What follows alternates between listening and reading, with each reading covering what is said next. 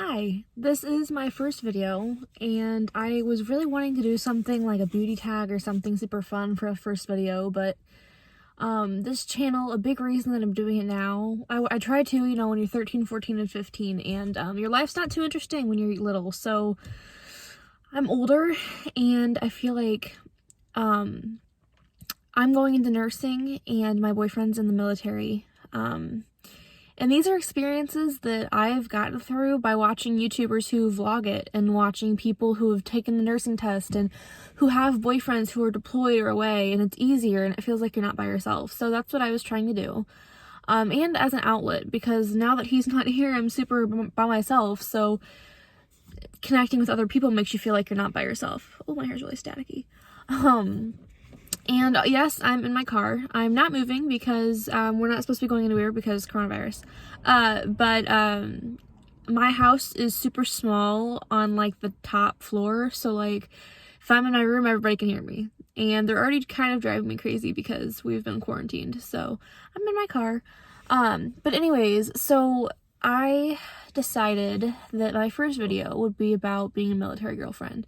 And I wanted to do something fun or like beauty related or whatever, but the truth is that it's not always like that sometimes. Like, life just sucks right now, and it's easy to pretend that it doesn't until it's actually hard, but it's an easier method to pretend that it doesn't and ignore it. None of it's easy though. It hit me today that there are so many different feelings that I had whenever he first went in. So right now he's still at BCT, which is basic training for those of you who don't know. He left January 6th and he graduated March 19th, but we couldn't go because of the virus. But we weren't quarantined yet, we just weren't allowed to go. And so now he is still at BCT. They won't let him go to his next thing because of the virus. So that really sucks. It's weird. Nobody's ever had anything ever happen like this. So they're there after basic training. It's been almost a month since he's graduated and he's still there. He gets to talk to me every day now since he's actually a soldier now. He gets more privileges. He gets to talk to me a few times a day now. But it's still really hard, and it's easier when you can talk to them every day, you're not living by letters. But I guess what I was going to do in this video was take you through the stages of what it was like after he left, and what I feel now as opposed to what I felt like right when he left. So he left January 6th. We started dating August 1st, I was gonna say 8th, August 1st of 2018. And he left about a year and a half later, for the Army. I say I'm a lot. We started dating, we went to a youth camp together, and we both didn't want to be there, and we met each other, and we started dating, after we got back from camp. We were inseparable, went to high school together, we were just best friends. We are best friends, I should say. And so he left, and I was so lost. My best friend had moved a few months prior, but I hung out with him way more than anybody else anyway. But she moved to Missouri, which we live in Illinois. She moved to Missouri right when we started college. And so it was okay though, because me and her didn't hang out 24/7 like me and my boyfriend did anyway. So me and him are attached at the hip. We are together 24/7. He visits me before class, after class, on breaks, whatever. We're like obsessed with each other. And so he left, and whenever he told me he was gonna leave, I just lost it. I think I was more concerned that I wasn't going to know what to do not being able to at least talk to him. Like, I was like, how am I not going to talk to him for 3 months? And, that's before we even realized we couldn't go because of the virus. Like, this was just so new and foreign to me. Like, I had never had a serious relationship before him. We were 17 when we started dating. I dated other boys, but we didn't, like, go on dates and stuff. And I got my license pretty late, so I didn't really go on dates with any other boys. But we were, like, obsessed with each other. And so he was my first real relationship and my best friend.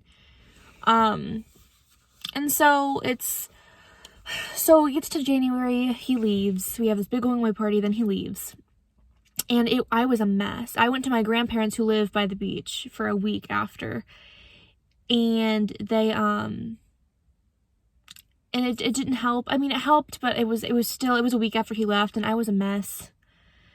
I'm still a mess, but less of a mess. And it was just so hard because it's so hard. It feels like you're mourning someone almost. Like you can't talk to them, so it feels like they're dead.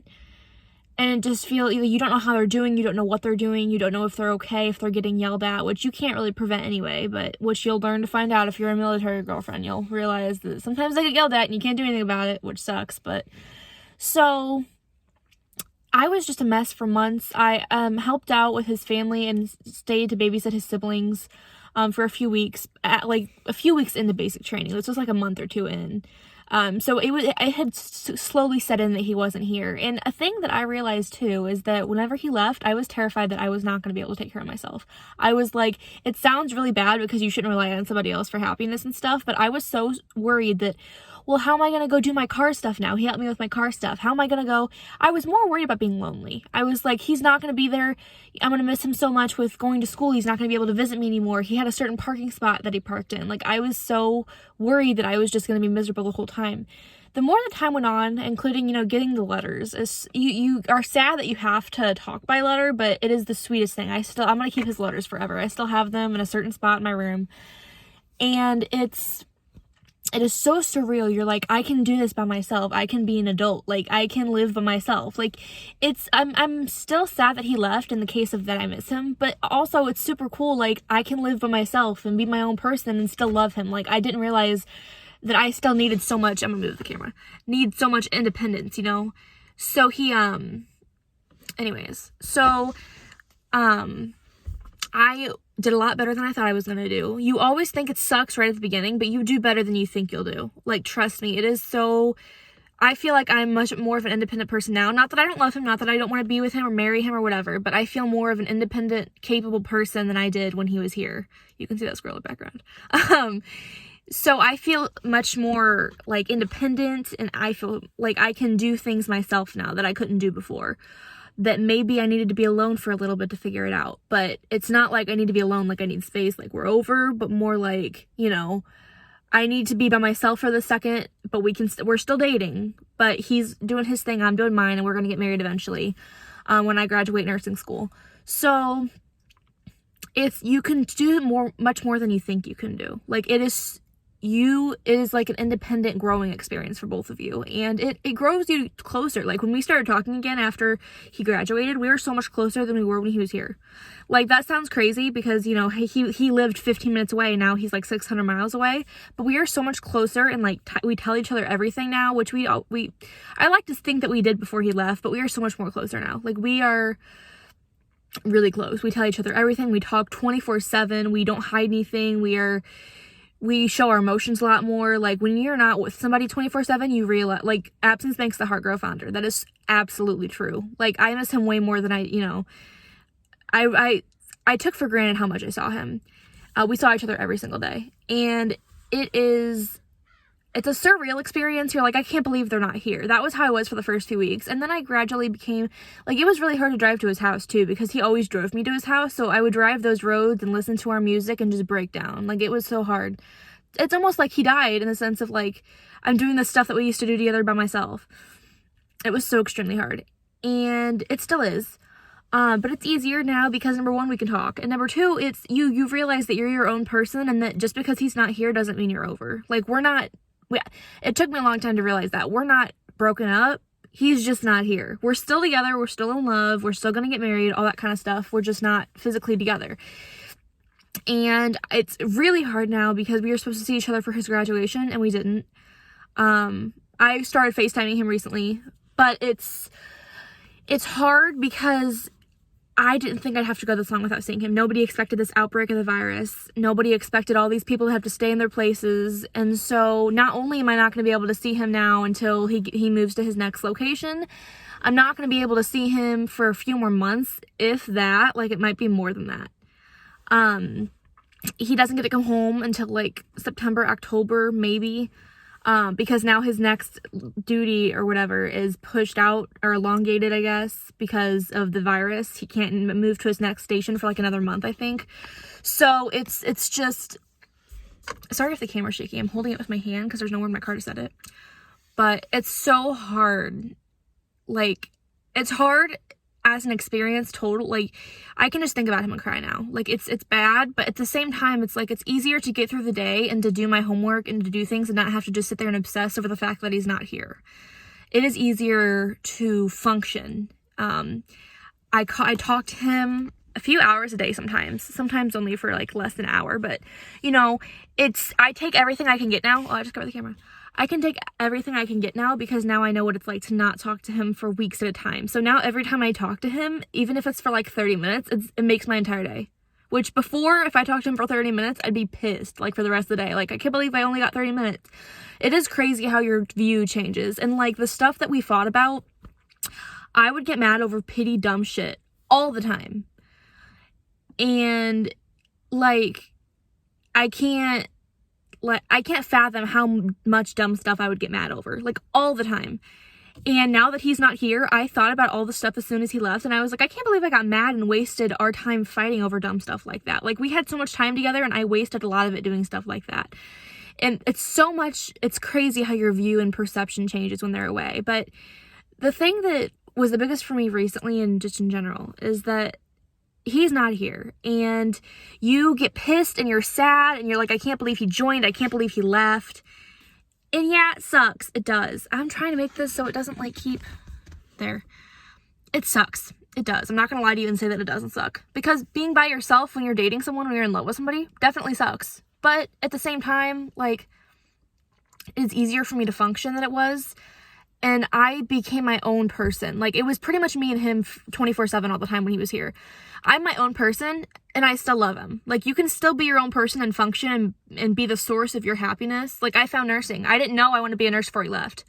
I found that out during the coronavirus, and I was like, I really think that'd be a good job for me, and I'm really into it, and I'm really in love with it. And I have to take the HESI test, which I'm going to be posting study tips about that because I've been studying for that. Hopefully I get in, but I've been doing good on the practice test. But anyways, so I found my own source of happiness. I found nursing. I found, you know, I like photography. I found certain things that occupied me that made me really happy, and including making videos. Like, I didn't do any of this when he was here, but I think it takes you being by yourself to kind of figure out what you like without them, and then you guys can be happy together. I think it is essential for you both to be your own persons, or people, I guess, before you get together.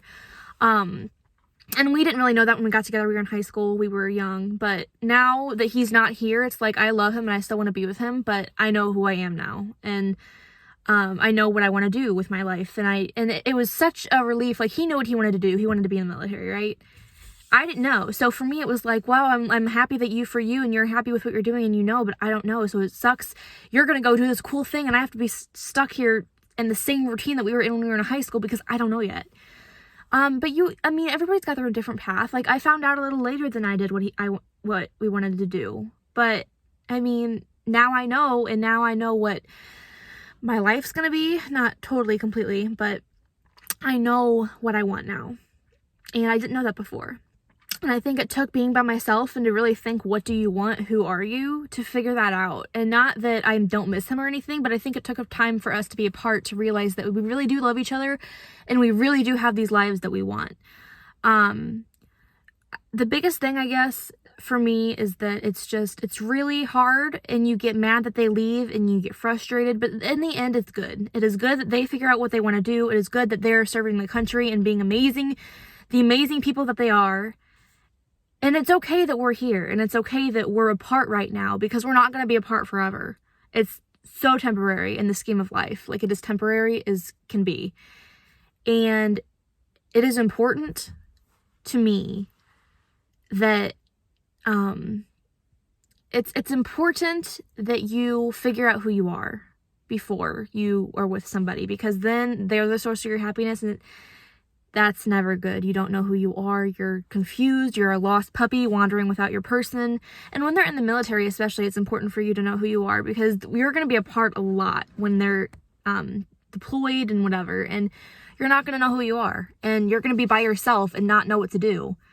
So you need to be yourself and figure it out before they do that, so you can be fine when they're away. Like, it's going to suck. There's going to be nights where you just cry. There's nights where I still just cry. Like, I talk to him every day, but I still cry because he's not here, and he was. Like, it's hard, but it gets easier. And you realize in the grand scheme of things, like, I'm happy that he left. I'm happy that he's got a career that he loves. I'm happy. And even if he doesn't re-enlist, like, it's not permanent, if that makes any sense. Like, I'm happy that he's doing something right now that he loves, that he wants to do, that he's not sitting around doing nothing. And I'm happy that I'm not sitting around doing nothing. Right now I kind of am because of the quarantine, but like, I'm not in general. Like, I know what I want to do. I'm going to school and I want to be a nurse. So it is good to find out what you want to do and who you are. And it is good that he left so he could figure that out too. And it took me a long time to realize that, but I'm not mad that he left anymore. I wasn't ever mad at him, but I was just mad at the situation. Like, I just miss my person, you know? But I'm not mad anymore because they need to find out who they are too. And if it takes them to leave and to join the army or the military or whatever branch or whatever, that's just what they need to do. And if you love them, you have to be supportive, because if you're not, I mean, that really makes you, not to be mean, but like a crappy significant other, because this is what they want to do. This is their life, and you have to support them if you love them. And I'm still proud of him. I've never been more proud of somebody in my entire life. I'm very proud of him. I love him. I love that he knows what he wants to do and that he's just amazing, and I'm proud of him. And it took me a long time, but I'm happy that he left because I know that he knows what he wants to do now. I guess that's all for my video. I just wanted to speak and say that things have changed. I was super mad when he left, and now I'm coming around to the idea that this is just the way that it is right now. And it's not an easy thing to do, but eventually you'll do it. If you're a military spouse or a significant other or whatever, you'll figure it out. Thank you for watching. I hope you guys enjoyed. If you guys don't have a significant other or family member in the service, you might not relate to this a whole lot, but that's just the stuff that I've learned. If you guys want to see more videos like these, like, comment, and let me know, but that's what I've learned so far. So I will be making a few more videos soon. They might be in my car, they might not. I don't know. But probably will be because my family is still at home. But anyways, thank you guys for watching. I'll see you in the next video. Bye.